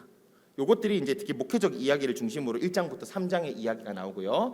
그 다음에 이 목회적, 내가 어떤 의미를 가지고 이렇게 사역했는지 들었으면 이제 너희가 실천적 가르침을 한번 따라서 어떻게 살아가야 되는지를 봐라 해서 거룩한 삶에 대해서 가르쳐요. 거룩한 삶에 대해서 가르치고, 그 다음에 재림, 특히 이 재림이 어떻게 우리에게 임할 때 우리가 죽은 자들이 어떻게 되고 우리는 어떻게 되는지 그 부활의 소망을 가르치고, 그 다음에 공동체 질서, 우리가 조금 봤던 주제들 아닙니까? 공동체 질서를 어떻게 세우고 너희가 영적 생활을 어떻게 해야 되는지, 항상 기뻐하고 쉬지 말고 기도하고 범사에 감사해라 하고 이제 마지막 권면과 인사를 하면서 마치게 됩니다. 그래서 요 3주밖에 안 된 신생교회에 요런 문제를 해결하기 위해서 봤다는 것을 생각하면서 여러분 우리도 그런 것들을 함께 좀 보시면 좋을 것 같습니다. 이제 여기에 덧붙여서 이제 마지막 다 했으니까 우리 데살로니가 후서만 살짝 보면요. 요거는 이제 앞에서 전서랑 똑같은 배경이기 때문에 후서는 이 지은 내용만 좀 보시면 더 됩니다. 아까 이 그 3주 된 교회에 벌써 전서를 보냈는데 아직도 문제가 더 있다는 얘기가 있었어요. 거기 어떤 사람들이 거기 와서 이미 주의 날이 이르렀다라고 얘기를 한 거예요. 마지막 재림이 지금 이미 주님이 오셨다 가셨다더라. 이 얘기가 그 소문이 퍼지기 시작한 거예요. 그러니까 어떡하겠습니까? 저 멀리 서 있던 바울이 다시 편지를 보내가지고 재림에 대한 내용을 바로 고쳐주는 거예요. 그러니까 이 사람들이 재림이라고 하는 것이 여러분 여호와의 날이라는 것이 우리 스바냐서에도 봤지만 우리가 여호와의 날을 하나님께서 오지 않는 날을 경고하는 이유는 뭡니까? 오늘을 살기 위해서예요. 여호와의 날이 온다는 것을 알면 스바냐의 기준으로서는 우상을 빨리 버리고 회개해야 되죠. 마찬가지로 이제 여호와의 날이 이미 시작된 상태의 데살로니가 사람들은 살고 있지만 그 사람들은 이미 시작된 하나님의 나라와 이제 마지막 오기 주님이 다시 오시면 이제 이 여호와의 날이 완전히 끝나는 거예요. 그러니까 이제 이 날을 소망하면서 지금 여기서 핍박당하고 예수 믿는다고 매매도 잘 못하고 고생하고 있는 것을 버티고 견딜 수 있는 그 소망을 가지게 하는 것 아닙니까? 근데 이미 주님이 오셨대요. 이런 사람도 있고 또 주님이 다시 오실 거라고 하면 뭐 어제 내일이나 한 모레쯤 오실라나? 다음 주에 오실 줄도 모르니까 근데 내가 지금 여기서 이렇게 고생하며 살 필요가 있어? 여러분 다음 주 수요일 날 주님이 오신다면 여러분 출근하시겠습니까? 다음 주 수요일 오신다면 여러분들 이 일주일 동안 뭐 하실 것 같아요? 저는 그런 생각 많이 해봤거든요. 뭐 돈도 없지만 그래도 가지고 있는 모든 돈을 가지고 뭘 해봐야 되나? 뭐 그런 생각 하지 않습니까? 그런 생각하면 안 된다는 거예요. 결론은 그겁니다. 그러니까 이 사람들이 그 재림에 대한 신앙을 잘못 가지고 있으니까 내가 오늘을 잘못 살아가고 있는 거예요. 여러분 내일 주님이 오시면 오늘 어떻게 살아갈 거예요? 내일 주님이 오신다고 해서 이제 오늘 마지막이니까 일도 다 때려치우고 오늘 성경사치 뭐가 필요냐? 내일 주님이 오시는데 이렇게 하면 안 된다는 겁니다. 주님이 내일 오시는 이유, 오늘 오시지 않고 내일 오시는 이유가 있어요. 주님이 내일 오신다면 오늘 반드시 우리의 삶 속에서 해야 될 것이 있기 때문에 내일 오시는 거예요. 그러니까 우리는 주님이 내일 오신다면 내일 오시기 때문에 내 삶에 그냥 던져버리는 것이 아니라 오늘까지 주님께서 마지막 날을 오게 하시지 않는 그 이유가 있기 때문에 우리는 그 우리의 평소의 삶에서 최선을 다해서 내일을 기다려야죠. 이것이 데살로니가 후서에서 얘기를 하는 거예요. 일하기 싫으면 먹지도 마라. 너 지금 뭐 하고 있냐? 재림 그렇게 오니까 어차피 일하기 싫으니까 아무것도 하지 말자. 이렇게 버려놓는 것이 아니라 주님이 그때 오신다면 그때까지 우리에게 주신 이렇게 사명과 소명이 있기 때문에 오늘 오시지 않고 내일 오시는 이유가 있기 때문에 오늘 우리는 그 부르심에 대한 최선을 다해서 살아야죠. 이게 주님이 우리에 대한 재림을 향한 우리의 부르심입니다. 그래서 이제 박해를 대하는 자세, 너희가 이 고난 중에서도 박해를 어떻게 이기느냐? 재림신앙에 대한 특히 바른 이해, 이 주의 일을 날이 이르렀다고 해서 너희 마음이 흔들리거나 두려워하지 말라, 미혹되지 마라. 아직 이 뒤에 순서가 좀 많이 남아있다. 그러니까 너희 제대로 그냥 이것 얘기 듣고 흔들리지 말고 성경을 제대로 공부해라. 여러분 유튜브에 요즘 정말로 이상한 게 하도 많아가지고요. 여러분 그런데 미혹되지 말고 말씀을 보십시오. 말씀을 잘 들어서 보셔야 돼요. 그리고 이 재림에 대한 신앙이 바로 정립이 됐으면 오늘 어떻게 살아가야 될지 결정해라. 그래서 말씀드렸지만 일하기 싫으면 먹지도 말고 권면해서 똑바로 정신 차리라고 얘기를 해라. 그래서 종말 신앙의 이 주신 목적이 뭐냐? 너희로 하여금 불안해하거나 방종하거나 이렇게 문제를 일으키는 게 아니라 진짜 올바른 주님의 재림에 대한 여호와의 날에 대한 생각이 있으면 너희가 위로받고 평안하게 될 것이다. 너희가 그 날을 소망하며 지금 오늘 이 박해와 고난과 그 속에서도 올바른 재림신앙을 가지면 이 하나님의 위로와 평안이 있다. 그걸 가지고 살아라 라고 하는 것이죠. 그래서 이 구조는 이렇습니다. 여러분 앞에 인사 두 개가 시작하는 인사와 마치는 인사가 이렇게 있으면요. 핵심 내용은 이제 재림에 대한 올바른 지혜로 잘못된 종말론을 바로 잡는 거예요. 적어볼까요? 2장 1절에서 17절 잘못된 종말론 바로잡기. 네, 잘못된 종말론 바로잡기. 일단 재림에 대한 올바른 지혜, 올바른 빛을 얘기하는 겁니다. 잘못된 종말론을 바로잡아라. 잘못된 종말론 바로잡기. 그래서 이제 이 잘못된 종말론에 대해서 아직 더 뒤에 불법의 사람도 있어야 되고 앞에 이런 사람도 있어야 되고 이런 사람도 있어야 돼서 지금 너희 지금 당장에 가는 거 아니다. 그래서 뒤에 아직 이런 것들이 많이 좀 남아 있다라고 이야기를 하는 것입니다. 그러니까 우리는 이 사도 바울과 같이 우리가 가지고 있는 지금 시대를 잘 읽어야 돼요, 여러분들. 지금 시대가 어떤 시대인지. 우리는 이 바울이 얘기했던 그런 수많은 시대도 이미 지금 많이 지나서 진짜 우리는 마지막을 보고 있거든요. 예, 잘못된 종말론 바로잡기. 그러면 잘못된 종말을 바로 잡았으면 이제 어떻게 됩니까? 잘못된 행동을 바로 잡아야죠. 3장 1절부터 15절까지 잘못된 행동을 바로 잡아라. 그러니까 잘못된 종말론의 신앙이 오늘날 우리의 행동을 결정을 한다면 잘못된 종말론은 잘못된 행동을 만들게 되겠죠. 그래서 대표적으로 그렇게 하는 이단들이 있습니다. 신천지, JMS. 여러분 이 사람들 전부 다 뭡니까? 시한부 종말론이에요. 이만희, 정명석 이런 사람들, 이 사람들이 왕이기 때문에 이 사람들이 죽으면 원래 끝이다는 교리였어요. 그러니까 오늘을 다 갖다 바치면서 사는 거예요. 전부 다 일 내팽개치고 여기서 다 모여가지고 정의와 공의 이런 거 하나도 신경 안 쓰고 멋대로 살아가는 것입니다. 시한부 종말론이 이게 문제예요. 그런데 우리는 주님이 안 오실 거라고 생각하는 게 더 커서 문제예요. 그렇지 않습니까? 그래서 주님이 언제 오실지 모른다. 항상 이것을 가지고 있대. 주님이 오시는 날까지 오늘 하루하루 최선을 다해서 살아야 된다. 주님 안에서 거룩함을 유지하며 주께서 주신 사명을 이루어야 된다. 이 두 가지가 우리한테는 항상 있어야 됩니다. 그래서 이 두 가지를 가지고 우리의 잘못된 행동을 바로잡으면서 우리가 가지고 있는 일에 최선을 다하고 열심히 섬기고 애써야 됩니다. 그 가운데서 주님이 내일 오시는 이유 혹은 그 뒤에 오시는 이유를 우리는 오늘 우리가 열심히 이 삶을 살아감으로써 주님의 그 뜻을 이루게 될 것이고 우리가 그때 주님의 모든 뜻이 딱 맞게 되는 날 주님께서 오실 거예요. 그래서 최선을 다하며 오늘을 살아갑시다. 내일 모레 주님이 오실 줄 모르지만 내팽개치는 것이 아니라 부르심 받은 대로 최선을 다하는 것이죠. 그것이 재림의 빛 가운데 사는 삶입니다. 오늘 너무 빨리 이야기를 하느라 참 죄송한데요. 여러분들 이 묵상하는 시간이 짤막하게 지나가지만 놓치지 않고 이 하나님 말씀을 풍성하게 보는 시간이 되었으면 좋겠습니다. 우리 잠깐만 좀 합심해서 우리 한 1분만 정도 기도합시다. 오늘 이 말씀대로 하나님께서 주님 여호와의 날 주의 재림에 대한 소망 하나님의 그 마음들을 우리가 가지고 오늘 기꺼이 사랑의 수고와 또 믿음의 역사를 이루는 제가 될 수 있도록 도와주십시오. 하나님 우리 교회뿐만 아니라 우리 주변이 정말 여호와의 날을 두려워하며 주님의 오심을 기다리는 그런 곳이 될 수 있도록 인도하여 주시옵소서. 우리 함께 좀 합심해서 기도하겠습니다. 살아계신 하나님 아버지 감사합니다. 주님 오늘 이 말씀들을 통해서 우리에게 여러 가지 도전을 던져주시니 감사합니다.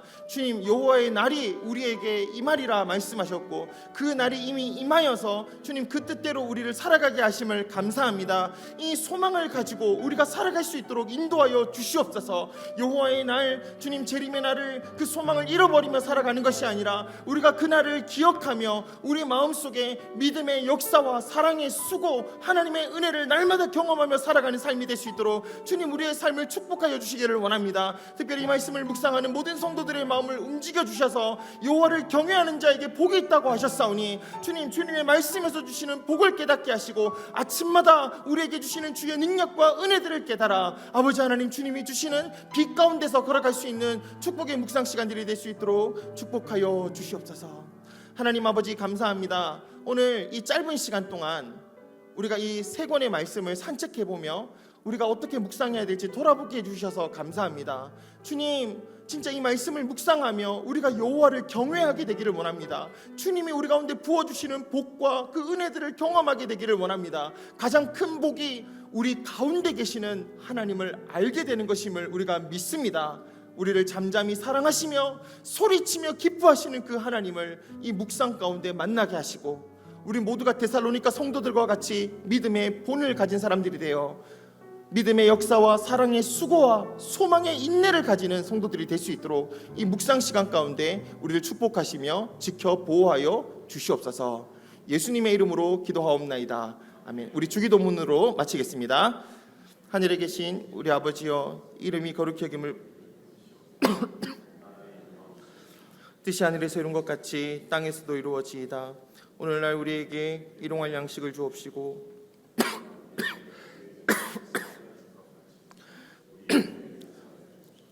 우리를 시험에 들게 하지 마옵시고 다만 악에서 구하옵소서. 대개 나라와 권세와 영광이 아버지께 영원히 있사옵나이다. 아멘.